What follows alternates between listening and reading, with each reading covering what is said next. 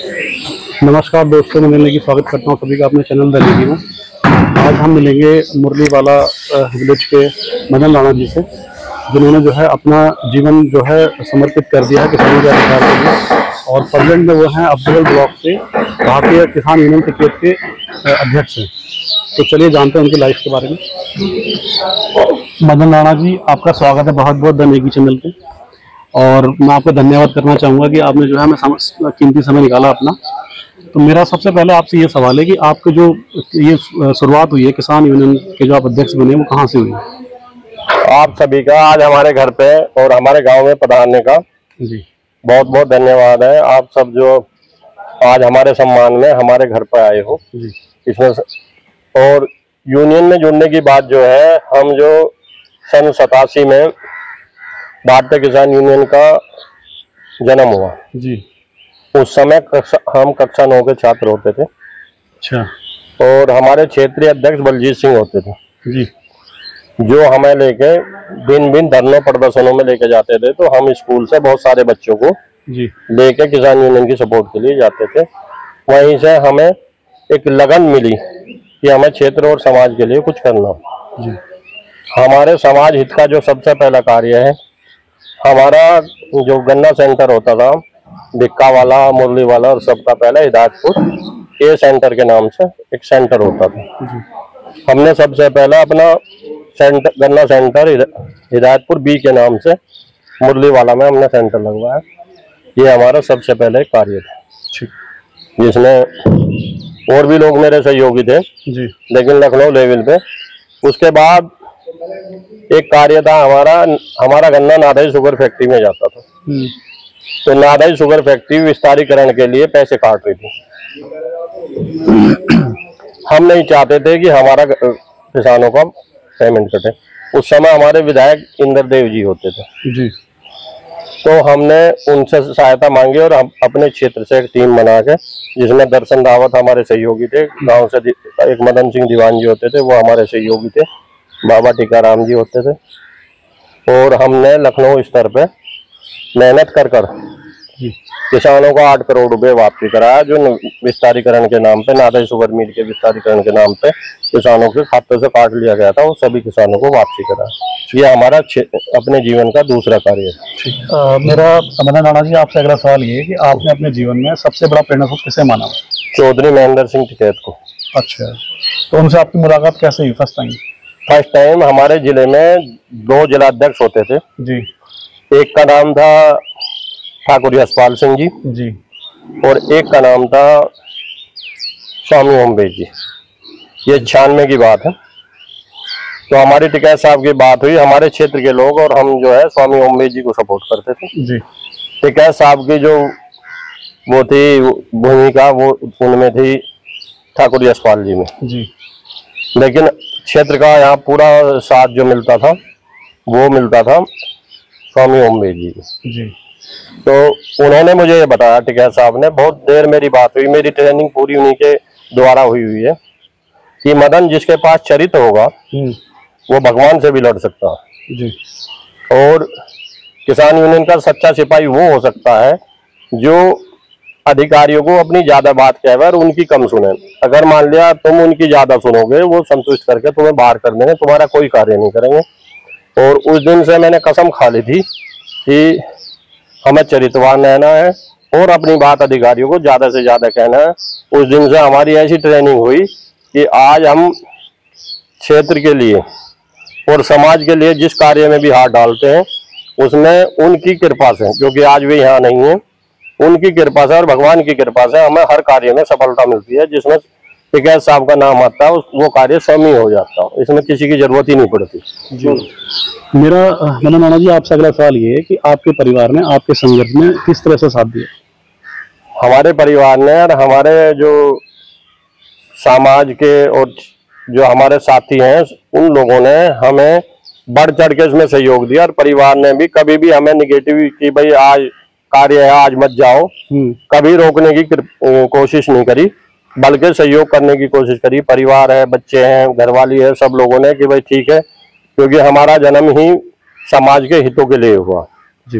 अहित करना हमारे परिवार ने हमारे बुजुर्गों ने कभी सिखाई नहीं कि समाज का हित किया जाए।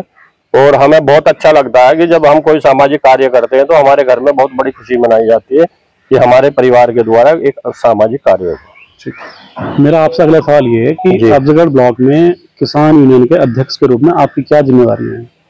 हमारी जिम्मेदारी ये है कि जिस भी समाज का शोषण हो उसके साथ हमें खड़ा होना है और हर गरीब के मदद के लिए हमें हर समय जागरूक रहना है। अमीर के साथ एक बार हम ना जाएं, लेकिन गरीब की हर समस्या के लिए हर वक्त हमें खड़ा रहने का अपना एक सपना है। और ये संगठन का दायित्व है कि ज्यादा से ज्यादा सदस्य जोड़ो और किसान यूनियन के जो मूल आधार हैं, जो किसान यूनियन ने काम किए हैं, उनकी छवि सच्चाई और अच्छाई क्षेत्र में फैलाओ, जिससे हमारा संगठन भी मजबूत हो।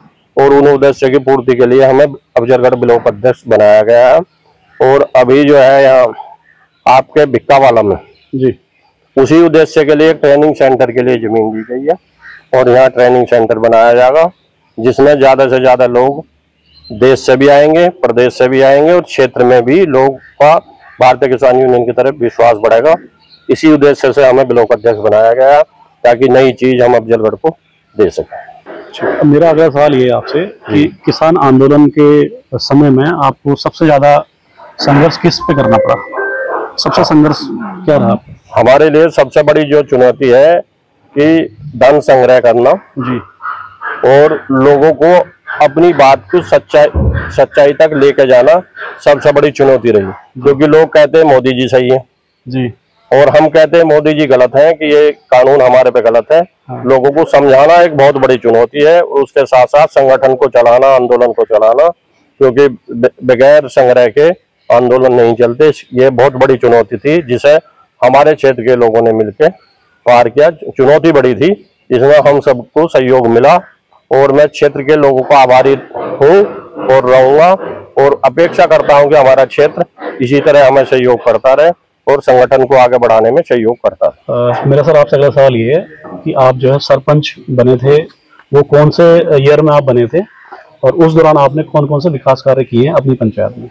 मैं इस्लाम नगर का ग्राम प्रधान 2005 जी 29 अगस्त को बना था जी, जिसमें हमारे टाइम पे पहले मायावती गवर्नमेंट थी जी, उसके बाद अखिलेश गवर्नमेंट आ गई थी जी, और मेरे द्वारा जो एक योजना थी सरकार की, इंदिरा आवास योजना जी, उसके तहत 144 मकानों का निर्माण अपनी ग्राम सभा में कराया गया। ठीक, जिसमें 16 परिवार मुस्लिम और 2 परिवार गढ़वाली और 8 जाट ठीक, और 1 ठाकुर।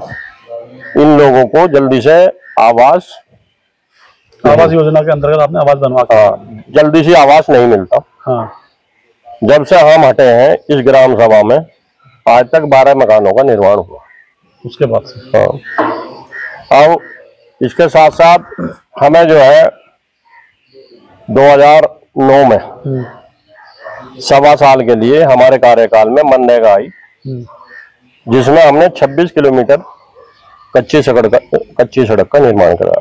ठीक, और मुरलीवाला में 2,40,000 रुपए का एक शौचालय बनवाया, जो उस समय जिले में सिर्फ 3 शौचालय आए थे, जिसमें से एक हमें मिला जी, और मुरलीवाला में 8वीं का स्कूल नहीं था, बच्चों का सरकारी वो स्कूल बनवाया। ठीक। मेरा आपसे अगला सवाल ये है कि क्या आपको कभी ऐसा महसूस हुआ कि आपने किसान आंदोलन में बहुत बड़ा त्याग किया? नहीं, कभी महसूस नहीं हुआ। और हम तो ये सोचते हैं कि बलिदान तो या कितना भी यूनियन के प्रति या किसानों के प्रति कितना भी बड़ा न्यौछावर कोई भी चीज करनी पड़े कर देंगे।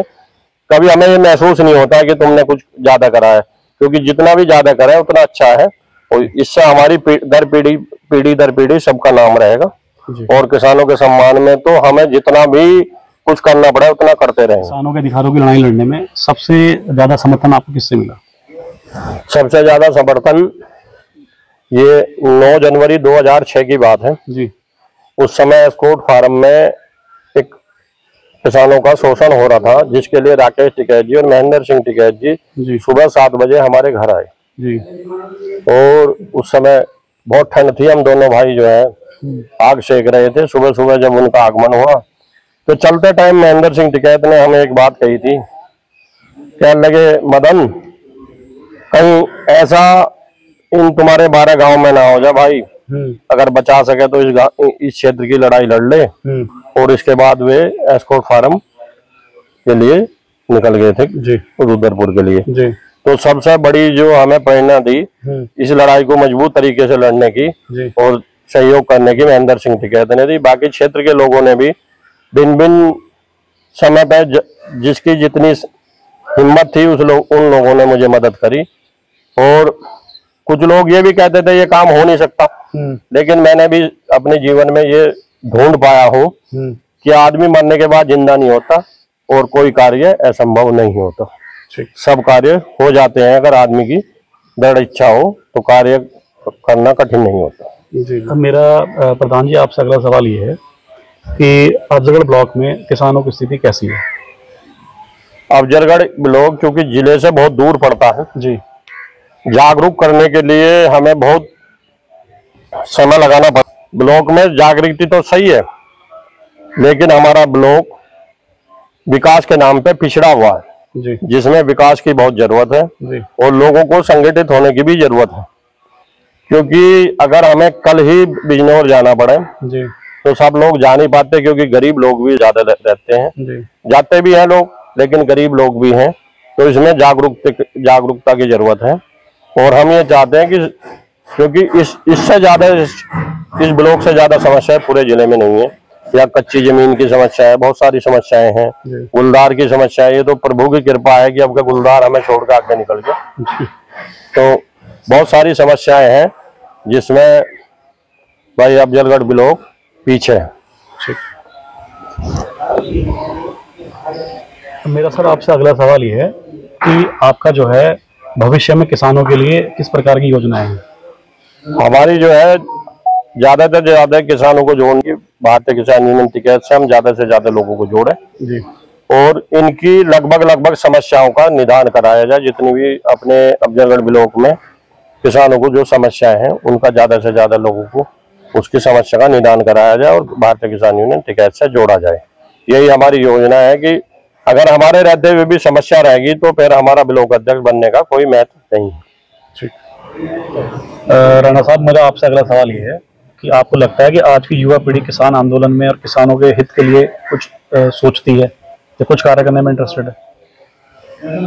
जो लोग भारतीय किसान यूनियन में पहले से भागीदारी देते आ रहे हैं जी, उनकी फैमिली में से तो कुछ लोग सोचते हैं कि हमें आगे इसमें सहयोग करना चाहिए जी। जो लोग जुड़े हुए नहीं थे वे अभी जुड़ने में हिचकिचाहट में है, क्योंकि राजनीति की तरफ आदमी जल्दी भाग जाता है और गैर राजनीतिक में, क्योंकि यहाँ फायदा किसी का होता नहीं, सिर्फ अपनी समस्या को उठा के हल करने का ही मुद्दा होता है जी। तो वे लोग रुचि नहीं दिखा रहे जो इस यूनियन में पहले से नहीं थे, वे अभी भी। और हमारा यही कहना है कि ज्यादा से ज्यादा लोग जुड़ो तो अपनी समस्याओं का निदान हो जी, बस जोड़ने की कोशिश है हम सबकी जी जी। मेरा आपसे अगला सवाल ये है कि आपको क्या लगता है कि जो सरकार है वो किसानों के लिए कौन कौन से कदम उठा सकती है जो उनके हित में हो? किसानों के हित के लिए जो सरकार अगर कदम उठाना चाहे तो सबसे पहला ये होती है पक्की जो रोडें होती हैं जी, उनके साथ किसान और सड़क के बीच में एक पेड़ लगाया जाता है वन विभाग के द्वारा जी। तो उसका सबसे बड़ा नुकसान किसान को होता है, क्योंकि उसकी जमीन होती है, वहाँ खेती होती है, तो उसमें सबसे बड़ा नुकसान किसान को उठाना पड़ता है। मेरी सरकार से ये मांग है और सभी संगठनों से इस पर यह है, मैं मांग करता हूँ कि सभी संगठन मिलकर इस पर लड़ाई लड़ें कि किसानों को उसका 50% किसानों को मिले, 50% सरकार को मिले, क्योंकि उसकी कई गट्ठे फसल जो है बर्बाद हो जाती है पेड़ों की वजह से, पेड़ों की छाया। तो ये कार्य सरकार कर सकती है जी। और रही जैसे हमारा गोवंश है जी, कई अरब रुपए का नुकसान किसानों को इस सरकार के निर्णय से हुआ। अगर सरकार इस निर्णय की बजाय गोवंश के जो बीज रखा जाता है, गौओं को जो गोवंश को बीज रखा जाता है, अगर उस पर ध्यान करती, उसकी जांच कराती, बीज अच्छा मिलता तो ये आज हमें छोड़ने ना पड़ते। जी। सरकार को कहीं ना कहीं इस पे जाना चाहिए कि जो गाय में बीज रखे जा रहे हैं डॉक्टरों के द्वारा, वो जो है बिल्कुल नकली रखे जा रहे हैं, उन पर जांच बैठाई जाए और उन्हें बढ़िया से बढ़िया बीज उन गायों का रखा जाए, जिससे कि हमें वो छोड़नी ना पड़े और कहीं हमारा नुकसान सरकार बचाने में सहयोग करे। मदन राणा जी, मेरा अगला सवाल आपसे ही, अपने जीवन काल में कौन कौन सी जो ऐसी उपलब्धियां हैं जो आपने किसानों के लिए या अपने इस्लाम नगर क्षेत्र के ग्रामवासियों के लिए की हैं? मेरे जीवन काल की सबसे बड़ी जो 2005 में हमारे यहाँ शुगर मिल बना जी, उसमें मेरे 3 और साथी थे, जिनका नाम मदन सिंह दीवान जी, ओमवीर राठी और जगपाल राठी जी। हम लोगों के द्वारा रात को रजिस्ट्रार को हम धामपुर से उठा के लाए और रजिस्ट्री कराई, 2 बजे पीएनबी खुलवाया। अफजलगढ़ क्षेत्र में एक बढ़िया जो समय पर पेमेंट दे ऐसे एक लाला का हमने मिल की स्थापना करवाई। द्वारिकेश नाम से शुगर फैक्ट्री का निर्माण हुआ। ये हमारा सबसे क्षेत्र, क्योंकि हमारा क्षेत्र पिछड़ा हुआ था और क्षेत्र के विकास के लिए बहुत बड़ी चीज थी जी। उसके बाद हमारे द्वारा बिक्कावाला में 132 और 33 के बिजली घर की स्थापना। साथ ही हमारा क्षेत्र बहुत बड़ा दुखी था कि यहाँ जमीनों के खरीदने बेचने के राइट नहीं मिले हुए थे जी। 2016 में अखिलेश गवर्नमेंट में हमने वो कार्य कैबिनेट के द्वारा कराया, जिससे आज क्षेत्र में विकास की लहर और जमीनों के रेट ऊंचे गए हैं। भविष्य में भी हमारी जो है ना अफजलगढ़ को तहसील बनाने की मंडी समिति की स्थापना, जिसमें जो है अनाज मंडी, फल मंडी, गुड़ मंडी, ये तीनों सब्जी, और इसके साथ साथ अफजलगढ़ में फायर स्टेशन जी और कालागढ़ में रोडवेज डिपो की स्थापना की हमारी योजना है। कादराबाद बिजली घर और कादराबाद में एक बिजली घर, और जितने हमारे बिजली घर हैं इनकी क्षमता वृद्धि, और कादराबाद में कन्या डिग्री कॉलेज की स्थापना, क्योंकि हमारे यहाँ सरकारी डिग्री कॉलेज नहीं है। आदि आदि हमारे ये मुद्दे हैं जिन पे हम क्षेत्रवासियों से, बस बच्चे हों या बड़े हों, सबसे हाथ जोड़कर या राजनीतिक रूप से लोगों को सबसे यही कहते हैं कि हम सब मिलकर एक लड़ाई लड़े, क्षेत्र के विकास को आगे बढ़ावें। इससे बड़ी लड़ाई कुछ नहीं हो सकती जीवन की। परिवार के लिए तो सब जी रहे हैं, लेकिन क्षेत्र के लिए जीना अलग बात है और उसमें आनंद ही अलग आता है। तो इसलिए आज जो आप यहाँ पहुंचे हैं तो आप बार बार मैं धन्यवाद करूंगा जी। और बस धन्यवाद, नमस्कार। धन्यवाद मदन जी, आपने हमें समय दिया और हमारी शुभकामनाएं आपके लिए कि आपके सपनों को जो है वो साकार हों। जो भी आप किसान यूनियंस के बारे में सोचते हैं, किसानों के बारे में सोचते हैं और अपनी पंचायत, अपने क्षेत्र, अपनी पंचायत के लोगों के बारे में सोचते हैं, वो सारे सपने जो है आपको पूरे हों, यही हमारी शुभकामनाएं आपके लिए। दोस्तों, ये थी मदन राणा जी की कहानी, जो अपने 1 मिनट का और बचने के लिए एक मिसाल है। और अगर आपको हमारे वीडियो पसंद आते हैं तो वीडियोस को लाइक करें, चैनल को सब्सक्राइब करें, ताकि आपको नई वीडियोस की नोटिफिकेशन मिलती रहेंगी। जय हिंद, जय भारत।